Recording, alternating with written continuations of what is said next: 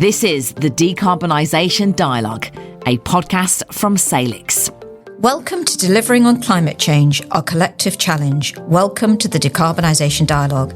I am Hannah Walker, and I believe that the best way to communicate a message is by being passionate about what you are talking about.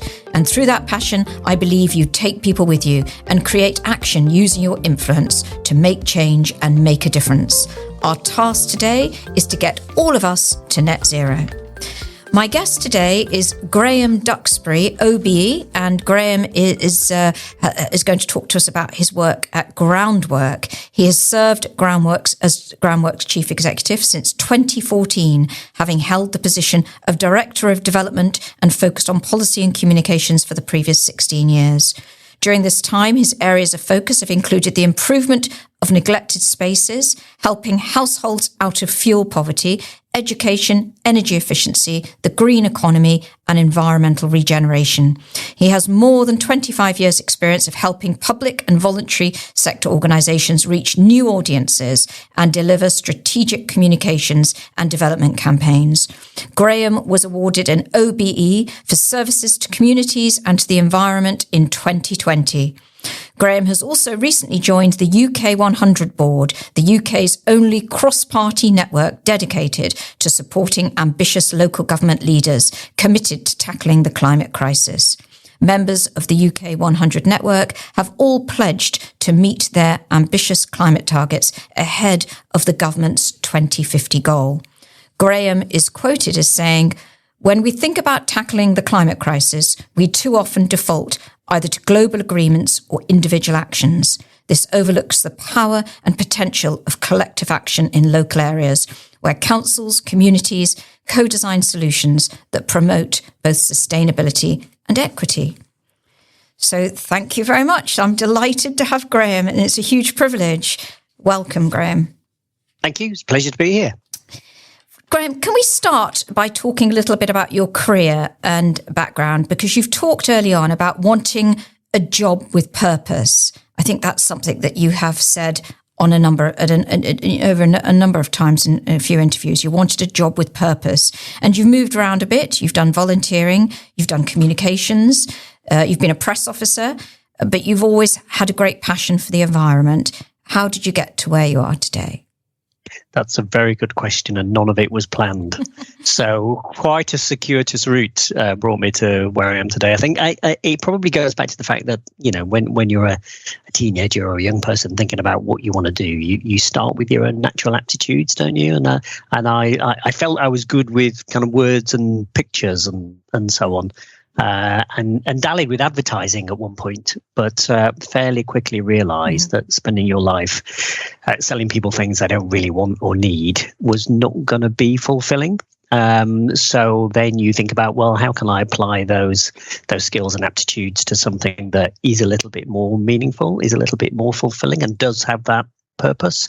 It took me a little while to find my way into the right place and the right sector, but an early spell whilst I was an unemployed graduate, actually volunteering with the British Trust for Conservation Volunteers, now known as TCV, was quite instrumental in that. It kind of got me fired up, and it made me realise, I think, that you could do something practical about the environment on your own doorstep.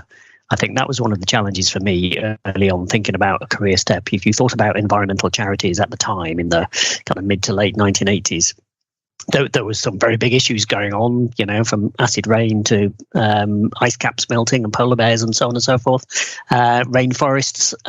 But it all felt really distant, and it all felt quite difficult to do something about. So when I started to realise that, you know, in this country and in the northern mill town that I was growing up in, there were environmental campaigns and activists on my doorstep, that was quite a light bulb moment, and made me switch on to the idea of, you know, being able to make a difference, not just to the environmental issues that I was passionate about, but also to the lives of people like me and living in my place. Because if you address those environmental issues, you are also helping people to stay well and healthy, and you're also helping people think differently about the place in which they were living. That was a really kind of big motivator. So anyway, through that route, I jumped around a bit, as you've said, and did one or two different things. Found my way into the voluntary sector, and found my way to Groundwork, which is where I've been ever since, working my way through the ranks, and getting to the point of having the privilege of being the chief exec. Okay. So we're talking today about the huge challenges we're facing on climate change and Groundwork, and I want you to explain exactly what Groundwork is and does, but it seems to me it's all about collaboration and the environment, and you call it also dynamic partnerships. Can you explain what Groundwork is, please, in simple terms for me and for our listeners, but also can you explain the joined up approach for businesses, governments and local authorities and charities and the communities? I can do my best on all of those. So what Groundwork is a network of charities. There are actually 15 Groundwork organisations in the UK. I run the one that's got UK on the end of its name, denoting the fact that we do some stuff at a national level on behalf of and in support of the other 14 Groundwork organisations who are all based in a different part of the UK. So there's a Groundwork London, there's a Groundwork Northern Ireland, there's a Groundwork Greater Manchester.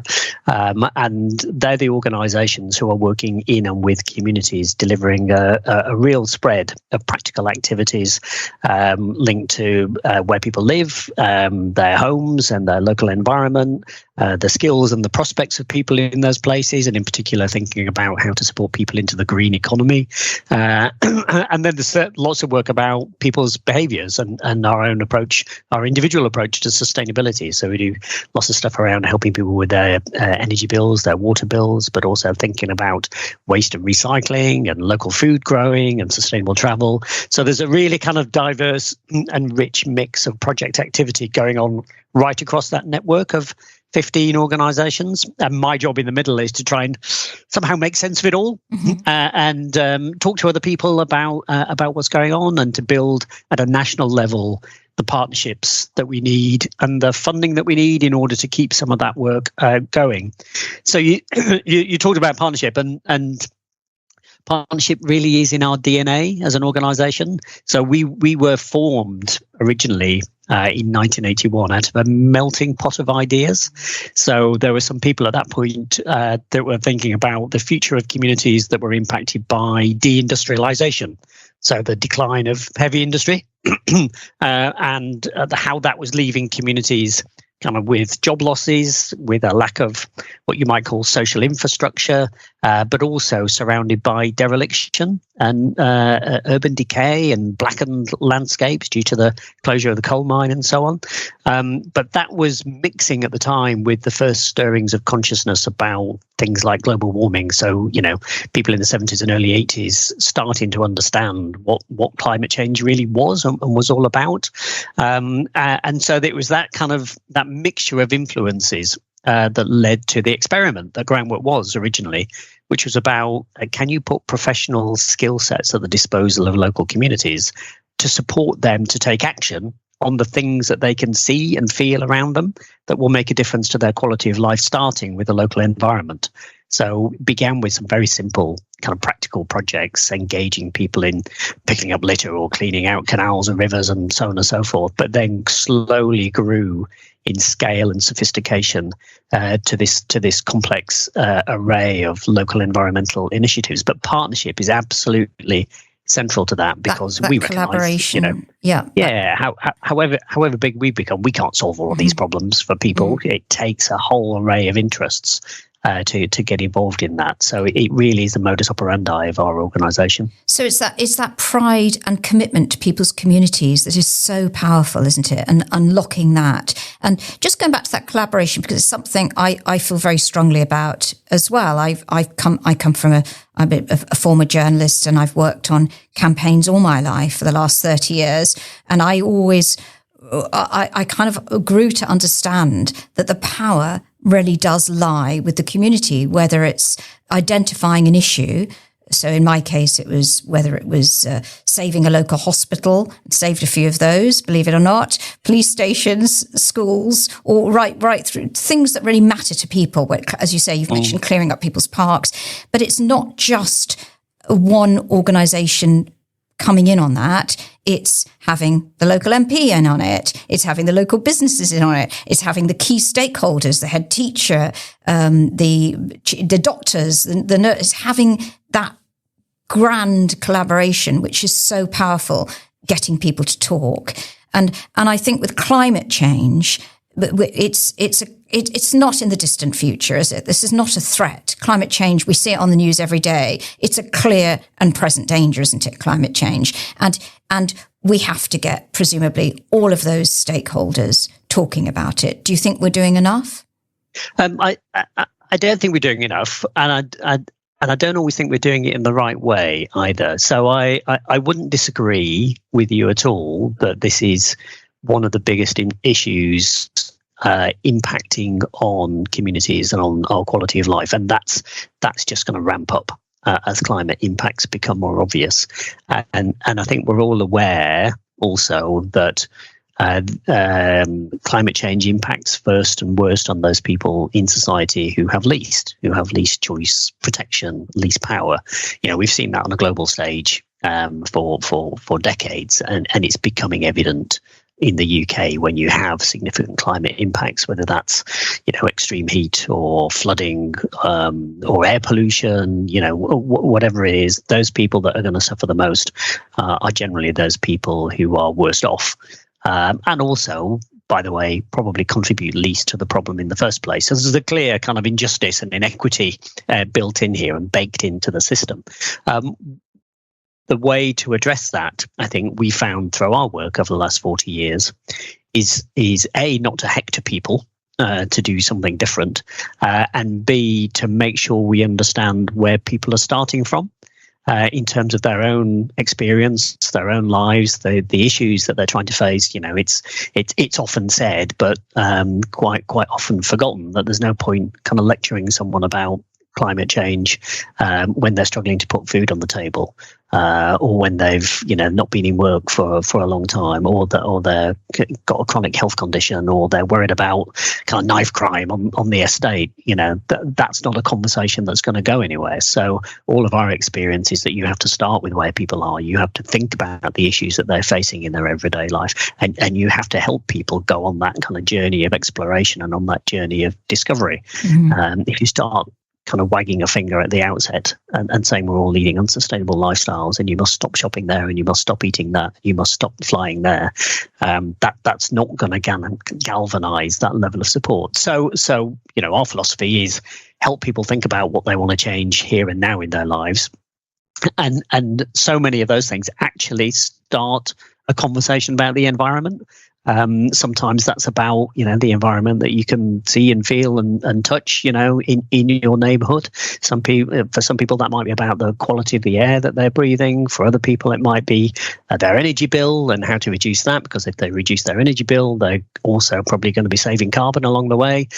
So all of those things can spark a conversation and catalyze action that will ultimately, if we can aggregate it and if we can link that with the top-down stuff that does need to happen in terms of international agreements and regulation and government actions, that's the only way we're going to get a kind of groundswell and a mass movement.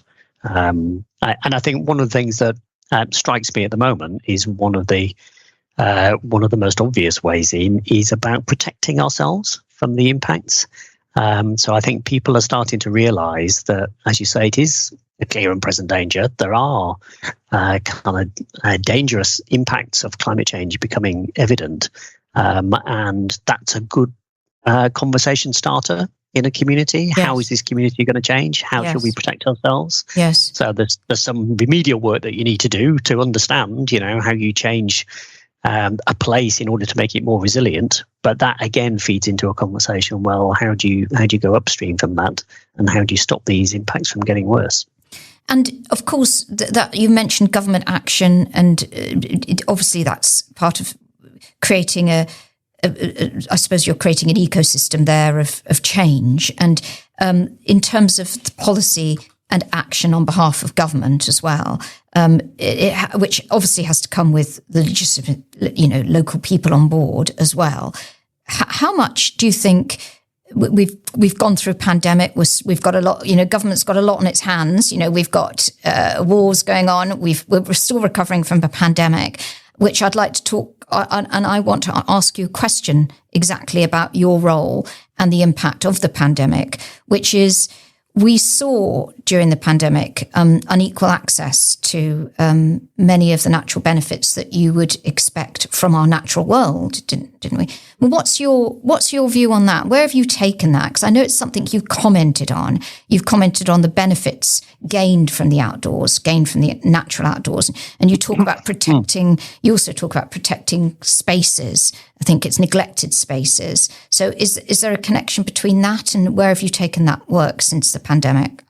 Yeah, well, yeah. So I think this has been a thread really through Groundwork's work for more than 40 years. It's about recognizing that the physical fabric of the environment surrounding us that we experience most is the kind of open spaces, the parks, the green spaces, the patch of grass at the end of the road, the community garden, all that kind of stuff. That's most people's experience of the natural environment. And if you look at all the stats that people like Natural England do, I think something like 80% of the visits that the population goes on to the natural environment occurs in those kind of neighbourhood urban areas, as opposed to people going further afield into the countryside or to the coastline or whatever it is. So those places are absolutely important, fundamentally important to our connection with nature and our connection with the environment. And I'm a really big fan of someone called Dr. William Bird, who's a GP, but also a real kind of champion of nature, who talks about our innate biophilia as a species. So this idea that humans have this kind of innate connection with the natural world that is a fundamental driver of our well-being. And if we feel disconnected from the natural world, then we feel stress and we have a heightened sense of anxiety, and that impacts on the way we deal with everything else. And I absolutely identify with that. And it does mean that therefore there is this kind of social gradient, again, this inequity in both the distribution of that kind of well-being benefit. Not everybody has access to a high-quality green space close to where they live, and if you live in a densely packed urban area, then you're going to have less of it than other people. But even if it is there, some people in society feel less able to interact with it. So again, the statistics about who does visit green spaces in their neighbourhood demonstrates that if you've got a health condition, or you're disabled, or you're from a minority ethnic background, or you're from a low income background, or you're a young woman, then you're less likely to be in those spaces, and therefore less likely to feel that kind of well-being benefit that was so critical to everybody's ability to deal with something like the pandemic, because that was the one thing that brought lots of people together. The ability to go and walk out of doors and be in nature and feel that kind of restorative effect that you get from nature. And it's a scandal, really, that large parts of the population aren't able to enjoy that freely, aren't able to enjoy that as much as others. So that work that we've always done about making sure that green infrastructure, blue infrastructure, if you count kind of rivers and coastlines, are accessible to people, but also that we help people overcome the other barriers that they have, be they social or cultural or quality-related barriers, so that they can feel that benefit as much as everybody else and get that kind of sense of well-being. That's such an important thread of our work. Exactly, that equal access and considering everybody from in whichever position they're in. So can we just talk for a moment more deeply about the community? We talk a lot about community. My experience of community from I suppose from a working perspective is very much bringing people together all of the time. People who might be on polar opposites in many other times. For me, whether it's politicians, council leaders, hospital chief executives, and they might be on, might have different views in other areas, but there's something that unites them. As I say, in my case, it might have been a closure of an A&E department, or potential closure of an A&E department, or a mental health service, or a police station. But actually, there is one thing that brings those people together, which is that cause and that need for a service that is considered valuable to that community. But what does community mean in today's UK? What if you could put your finger on it, what does it mean, and what are the strengths of that? Yeah, and I don't think I can put my finger on it. It's such an interesting word, isn't it? And we use it so often, and we use it without really thinking, what precisely do we mean by this? And because, as you say, we're all in multiple communities these days, communities around where we live, but communities of interest and online communities, and and so it's a real kind of jumble and mixture of all sorts of interests that we have. What brings us into contact with other people. I think what I'm interested in, and again, what a lot of our work as an organisation has been around, is that community of place, which I still think is fundamentally important. Indeed, probably more important as we live more of our lives online, and therefore interacting in different ways online. And we tend to interact online with people who are a little bit more like us. We gravitate to spaces where we feel kind of comfortable and accepted, and everybody understands each other straight away. But in those communities of place, we are genuinely and generally quite mixed. And we bump into people who are not like us, who have got different value sets, who have got different backgrounds and different stories. But what brings us together is our shared experience of the place that we're in. And again, the environment within that place is one of those kind of great levelers. So we all, experience that environment in our own ways, but it's the place where a lot of this stuff, a lot of this interaction can happen, and what brings us all together. So again, going back to the pandemic, one of the things I thought was really interesting is that those are the places where we met. You had to stand quite a few feet apart and shout at each other through the wind and rain, but effectively you wandered off to the local park, and that's where you had your social interaction. And even when you think about town centres these days, which we always complain have been kind of decimated by the rise of online shopping. Quite a lot of the time, we still wander into the town centre because we want to be in a shared space with people. I mean, it may be that all we do now in the town centre is go for coffee in one of the many coffee chains that are there. We do less of our shopping in the town centre, but we gravitate there because we want to be around people, and we want to be in that shared space. So there is something, I think, about wanting to connect with the people around us in a neighbourhood, in an area, in a place, and that potentially is a platform for some really powerful stuff about setting norms and understanding difference and building cohesion and working together on a project that unites us all. And again, the physical fabric of the environment and the natural environment within that, which we feel such a connection to, is a real opportunity. It's a platform for doing great things, I think. And tell me a little bit about those great things that you're doing at the moment in terms of connecting and raising awareness of those people who have the least being impacted the most. What are you working on at this moment? So there's a few things which are really current in our organisation. And some of these are emanations of stuff we've been doing for 4 decades or more.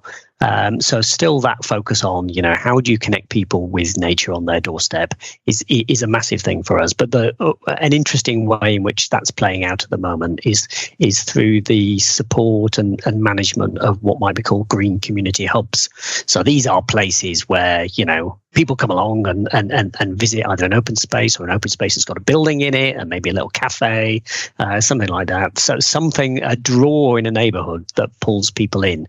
And you can either come along and socialise and have a cup of tea with your neighbours, or you can get stuck in as a volunteer. You can do some of the gardening or food growing or whatever it is. But what we're noticing more and more is that when you have a place like that, actually people are starting to use those venues for lots of other stuff.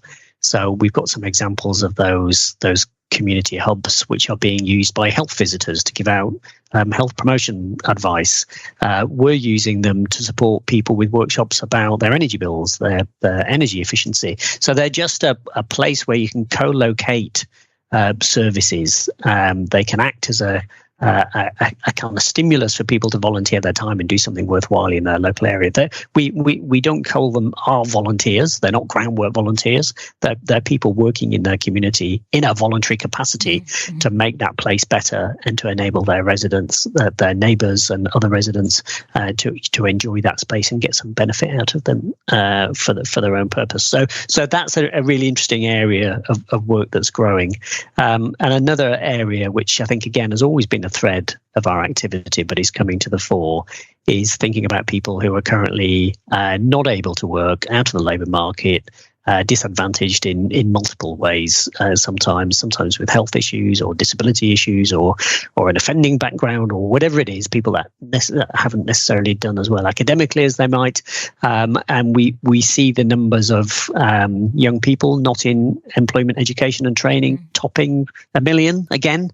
So it always kind of goes up and down, but it's on the up at the moment, and that's a cause for concern because the longer a young person spends out of education or out of work, the less likely they are to fulfill their potential later on in life. So we've always had strands of work which is about helping people get skills and think about jobs in the environment, but just at the moment, if you think about the need to decarbonise the economy, to make sure we've got a kind of nature-rich economic underpinning, and all of those industries that need to grow in order to do that are crying out for skills. There's a massive skills shortage in things like sustainable construction, or in waste and the circular economy, or in energy and retrofit, or in land management and nature recovery.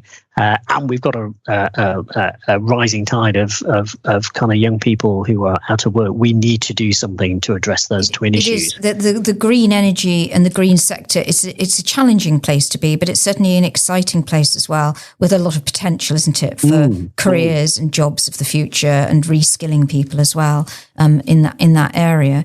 In terms of our own lifestyle habits, we're seeing climate change. We're being told that we've got to change our diets. We're being told that let's look at the energy, how we consume energy on our own homes, how we buy, whether it's retail. What do you think the public's appetite is for key lifestyle changes? Do you think, Graham, you're in the you've worked for so long in the charity sector, but do you think people think, oh, it's someone else's problem, government will just sort this out, it'll become legislation and it'll become law? This isn't something that is, because you've actually a few moments ago talked about economic hardships. People have got a lot on their plate at the moment. But do you think it's something that people care enough about? What's the appetite for change? I do think people care, and I think people right across society care, and I think people of all ages and all backgrounds care. I think our biggest challenge is it's so easy to be overwhelmed by the scale of the problem that leads to a degree of inertia. Where do you start? What do you do? How am I ever going to make a difference, to these big challenging stories I read on the news? And we know for some people that tips over from kind of feeling overwhelmed into anxiety, genuine kind of mental health issues around, worry about the future and so on. The antidote to that, I've always felt, is making sure people have agency to do something, to make some kind of change. And that's also why I think this, working in and with a community to make that change is even more important, because if you can do it in conjunction with others around you, that adds to that sense of agency, and you've got some power and there is potential to make a difference. I think, as you said in your introduction, the discourse around climate change is either that government's just got to sort it out. What are they waiting for? They need to do something, and we know it's going to be painful. So, just get on with it at some point. We'll take our medicine. But the only other thing that we get talked about is, well, you've got to change your lifestyle and not eat meat 3 times a week. So it defaults to those kind of individual sacrifices that you're supposed to make. And it really misses the kind of power and potential of coming together with other people to make a genuine and sometimes quite transformative change in our own local areas. And that's what I think, we need to be focusing on more. It gives people a sense of power that they can achieve something. But it also plays on the fact that, if everybody's doing it in a space, then it must be normal. And it resets our sense of what those norms are. So I've always felt that, rather than going around knocking on individual doors saying, can we put solar panels on your roof? That should be the vans are parked up in, these 5 streets for the next 6 weeks and everybody's having it done. It's just normal, isn't it? That's what goes on around here. And that's the sense that we've got to get to, I think, because instinctively I feel that everybody, the vast majority of people want to make the changes that are being talked about, or they see the positive potential of those changes. Yes. Life will be better if we get there. Mm-hmm. And at the moment, we can only see things going in the wrong direction. Mm-hmm. So we've somehow got to intervene in that and create the conditions for that collective action. There's a lot of change, isn't there, needed? And just the way we talked about the outdoors and the way we see our landscape. We go to the countryside and we like to see cows in the field, but actually they're not great. It's not great to have a lot of cows in that field. It's just the way we perceive and our vision, isn't it? And accepting that everything is open and up for change. And while we're talking about change and people's appetite, and you've obviously got this huge passion for the environment, you've always had it. How has that impacted your own lifestyle? And how important is your community to you? And do you live this sustainable lifestyle that everybody talks about? I could answer that one. Absolutely. No, I don't. I don't live it in that way because, like everybody else, I'm kind of compromised by my modern living. For me, it is really important. So that connection with nature that I talked about earlier, that William Byrd's such a champion of. I absolutely feel that. It makes me feel better, and I feel worse if I don't have that connection with nature on a regular basis. I'm lucky. I know I'm lucky. I've got a garden that's outside my house, and I live on the edge of a town, so I can get into the countryside quite easily from where I am on foot or on a bike. And I'd feel bereft if I weren't able to do those things. But I know that that's a privileged position to be in, and lots of people aren't as fortunate as that, which is why I'm such an advocate of addressing the kind of social injustice that there is at the heart of our environmental dilemma, and I also need to feel part of my neighbourhood. It gives me a real sense of comfort. I feel I belong to a place, and I know people around here. So it's very intangible stuff. But it's something that is felt quite deeply within us all, I think, and not everybody has the ability to express it or enjoy it or feel the benefit of it. But as I said, like many other people, the choices are not always straightforward. Mm-hmm. I don't have a car, I don't drive, I don't eat meat. But I've got kids, and there's, chargers left, right, and centre drawing on the power supply, and there's a flight off on holiday every now and again. So, we mustn't beat ourselves up about all of these things, and we mustn't beat up other people about all of these things, and we mustn't be judgmental. We need to find the ways to make the right choices easier. And we need to give people the support and the power to get on and make the changes that they want to make. That's very refreshing to hear, because you are like most of us, and I can identify with most of what you've just said about the position that we're in.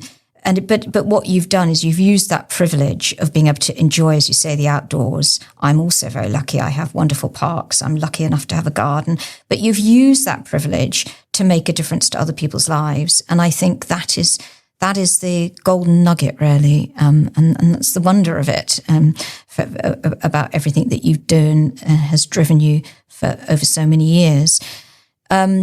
Okay, I'm going to ask this question. I do ask it of our podcast guests. Are you an optimist or pessimist? Depends on the day of the week and what's in the news. So what I am optimistic about, actually, is really optimistic about, is we do a lot of work with young people in our organisation. And tomorrow, in fact, I'm going to be in the office meeting our new intake of our youth advisory board. And having met them online, they're just such a fantastically energetic, inspirational bunch of people. So what I'm really optimistic about is that there's a generation kind of coming through the ranks that understands some of this stuff. They absolutely understands it, absolutely feels it. It isn't the generation that you see typified on some TV screens, but is a generation of genuinely passionate and compassionate people who are really imbued with a sense of purpose about getting this right. So after tomorrow, after I've been with our youth advisory board for a day, I'll be on one of my optimistic moments. Okay, so you'll gain inspiration from them, but obviously they'll gain a huge amount of inspiration from you, because presumably that you can see yourself as you were once at that point when you were volunteering and. To a degree, yes. Although the other bit of optimism I have is that some of the young people we engage with these days are a darn sight more purposeful and go ahead than I ever was at that age. So I'm hugely impressed. Okay, so that was then, and now's now. So this is where you are today. What next for you? You've been highly successful. You're highly influential. You've joined the UK 100 board. I'm not sure if you could explain what that means. That would be great for you. But what next for you in your career? I think I said at the outset in the introduction, I'm not a planner. I've arrived here somewhat by accident, and I'm still not a planner, so I don't have a great game plan. So I'll give you the classic football manager's response that we'll take each game as it comes, and we'll see what happens. I'm really delighted to be part of the UK 100 setup, I must admit, because that is an organisation that's bringing together and lifting up the voices of local government leaders who are committed to this agenda. And for all the reasons that we've just been talking about in the last half an hour, I feel local government is absolutely integral to our ability to deal with these issues, due to their ability to connect with their communities, their ability to make things happen, and the fact that local government is so under the cosh at the moment for various reasons is one of the reasons why I wanted to kind of join in on that debate and give my support in whatever way I can. If I've got any ambitions left, in terms of my career, it is genuinely to see others coming through and ready to lead the charge and pick up the baton.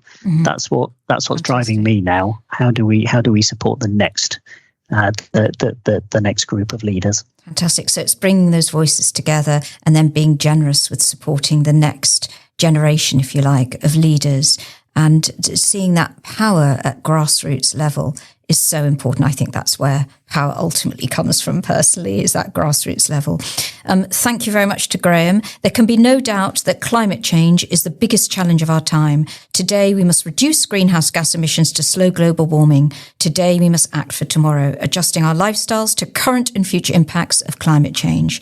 Today, we must use our collective wisdom to deliver on our climate commitments. Today, we work for tomorrow's world.